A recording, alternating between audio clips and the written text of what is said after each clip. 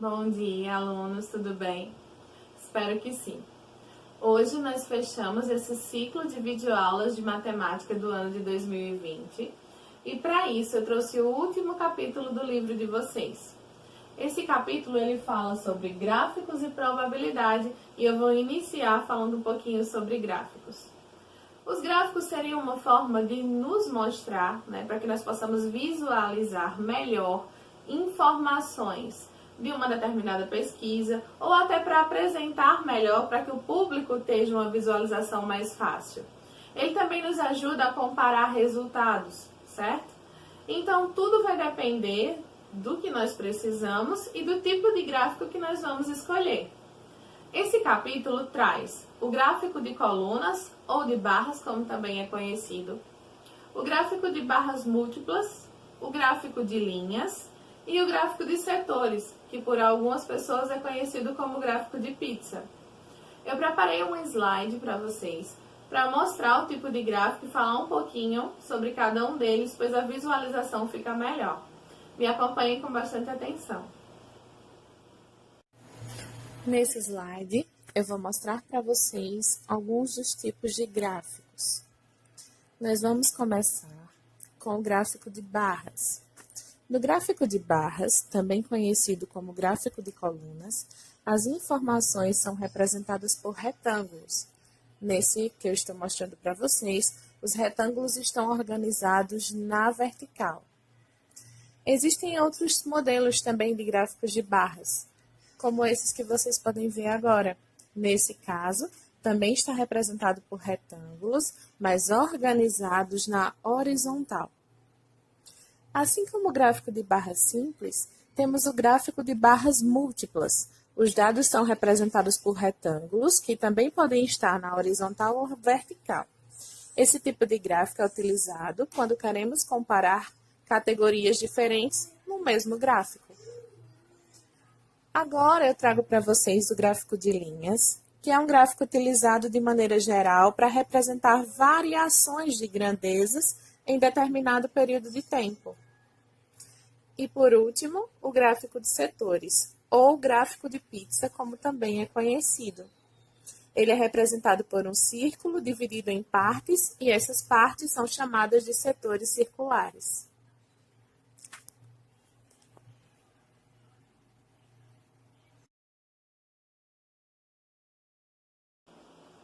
Agora nós vamos falar um pouquinho sobre possibilidades e probabilidade.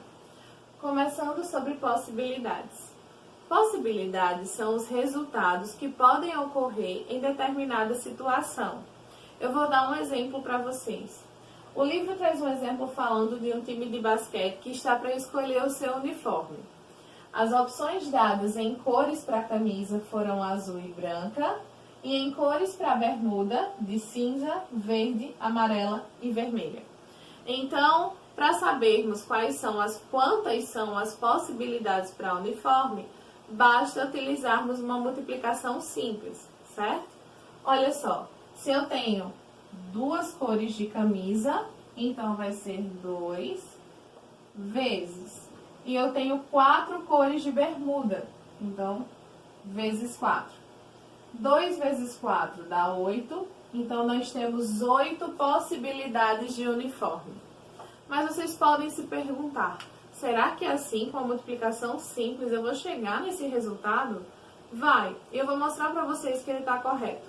Olha só, algumas das possibilidades são, com a camisa azul pode ser camisa azul e short cinza, camisa azul e short verde, camisa azul e short amarelo, camisa azul e short vermelho. Então, nós temos 4 possibilidades de uniforme com a camisa azul, né? Com a camisa branca é a mesma coisa. Eu posso ter a camisa branca com o short vermelho, a camisa branca com o short amarelo, a camisa branca com o short verde ou a camisa branca com o short cinza. Também tenho 4 possibilidades de uniforme utilizando a camisa branca. Então, 4 possibilidades com a camisa azul, mais 4 possibilidades com a camisa branca, me dá um total de 8 possibilidades de uniforme, de cores de uniforme, que é o que nós descobrimos através dessa multiplicação. Essa parte de possibilidades ela é bem simples, é bem fácil. Agora eu vou trocar aqui os exemplos e explicar um pouquinho para vocês sobre probabilidade. Bom, gente, para finalizar, eu vou trazer um pouquinho sobre probabilidade. Probabilidade seria a medida de chances que uma determinada coisa tem de acontecer. Eu trouxe um exemplo bem simples. Vamos supor que eu tenho 10 bolinhas dentro de um saco, certo? Cada uma dessas letras aqui representa uma das bolinhas.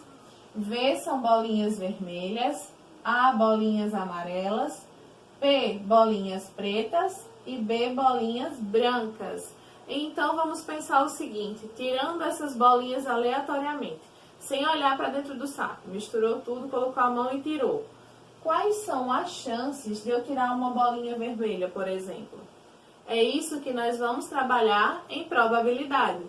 Então, olha só, para descobrir as chances que nós temos, nós vamos fazer o quê? Possibilidades favoráveis sobre o total de possibilidades. Vou mostrar. Se eu quero uma bolinha vermelha, por exemplo. Olha só. Então, vai ser o seguinte. As possibilidades favoráveis são a quantidade de bolinhas vermelhas que eu tenho dentro do saco. Então, eu tenho 1, 2, 3 bolinhas vermelhas.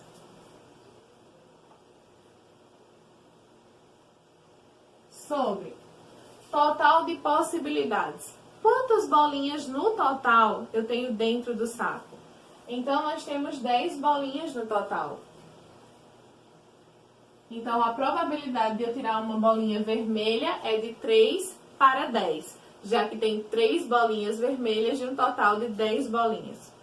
Nós também podemos utilizar porcentagem para representar a probabilidade. Tem várias formas de fazer isso. Uma delas seria, por exemplo, por quanto eu multiplico 10 para que eu chegue até 100, já que porcentagem é sobre 100. Se eu multiplicar 10 por 10, eu chego até 100. Então, eu tenho que multiplicar o 3 por 10 também, né? 3 vezes 10 dá 30. 10 vezes 10 dá 100. Então, 30 sobre 100 é o mesmo que 30%. Então, eu teria 30% de chance de tirar uma bolinha vermelha se eu fosse tirar uma bolinha do saco.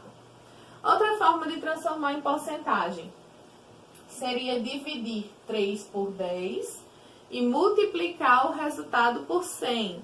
Aí vocês podem encontrar o mais fácil, escolher o mais fácil para vocês, já que chegariam no mesmo resultado.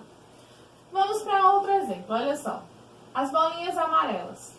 Então, vamos ver qual a probabilidade de eu pegar uma bolinha amarela no saco.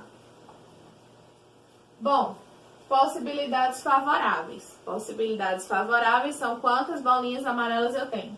Então, eu tenho 2 amarelas, né? Total de possibilidades são 10, porque eu tenho 10 bolinhas no saco. Como a gente já viu aqui em cima, eu vou pensar no número por quem eu multiplique 10 para chegar até 100, né? Já que porcentagem é por 100. Já descobrimos que se eu multiplicar por 10, eu chego em 100.